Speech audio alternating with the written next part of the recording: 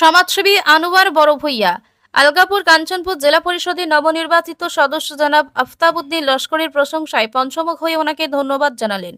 কারণ আফতাবউদ্দিন লস্কর আলগাপুর মডেল হসপিটালে জেলা পরিষদ নির্বাচিত হওয়ার পর এক্সরে মেশিন চালু করে দিয়েছেন এবং ভবিষ্যতে সোনোগ্রাফি মেশিন চালু করার জন্য তদবির চালাচ্ছেন। তাই আনোয়ার বড়ভূঁইয়া খুশি হয়ে ওনার কর্মতৎপরতাকে উৎসাহিত করার জন্য ওনার সাথে জনসাধারণকে সহযোগিতা করার জন্য আবেদন জানিয়েছেন, সঙ্গে জনসাধারণকেও ধন্যবাদ জানিয়েছেন। প্রথমে আমি মিডিয়ার ভাইদেরকে আমার অন্তরস্থল থেকে আমি ধন্যবাদ জানাই এবং তার সাথে সাথে আলগাপুর কাঞ্চনপুরের প্রত্যেক জনসাধারণকে আমি ধন্যবাদ জানাই।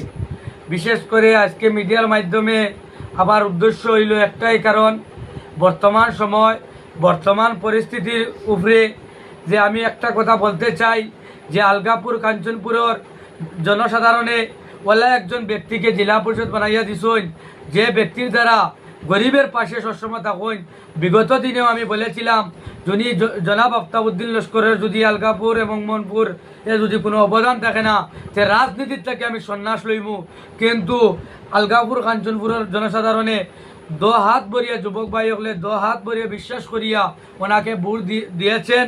আজকে উনি জেলা পরিষদ হওয়ার পরে আজকে যখন আলগাপুর মডেল হসপিটাল যেভাবে খাস করিয়া গেছেন বা খাস চালাইয়া বর্তমানে খাস যেটা করিয়া গেছেন বা এক্সরে মেশিন থেকে লইয়া যে আজকে এক্সরে মেশিন নাই, সাধারণ মানুষের যে হাহাকার অবস্থা, প্রাইভেট দেখাইতে লাগে, প্রাইভেট করতে লাগে।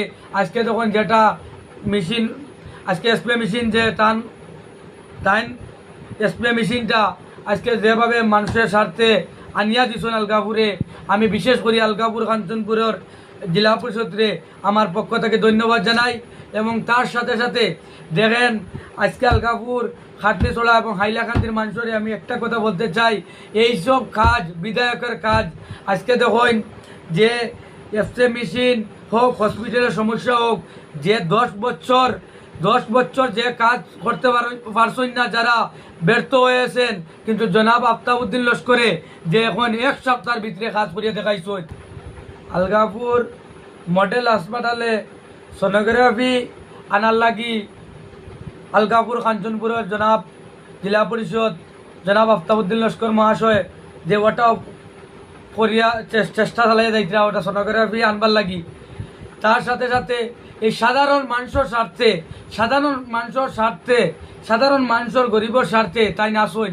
আমি মনে করি যে আলগাপুর কাঞ্চনপুরের বর্তমান যিনি জেলা পরিষদ জনাব আফতাবউদ্দিন লস্কর মহাশয়, ওনাকে জেলা পরিষদ হিসাবে খালি দেখলে হইতো না, উনি একজন বিধায়কের যোগ্য ব্যক্তি, উনি একজন মন্ত্রী হওয়ার যোগ্য ব্যক্তি। আমি মনে করি আমি আজকে প্রকাশ্য মিডিয়ার মাধ্যমে আমি সোশ্যাল মিডিয়ার মাধ্যমে হাইলাকান্দি যুবক ভাই হলাম, হাইলাকান্দিবাসী এবং বরাক উপত্যকার মানুষের আমি একটা কথা বলতে চাই, ওনার মতো ব্যক্তি যে আমরা মনে করি বিধায়কের যোগ্য ব্যক্তি, ওনার মতো ব্যক্তি মন্ত্রী হওয়ার যোগ্য ব্যক্তি, আমি মনে করি উনি জেলা পরিষদ হইলে হইতো না।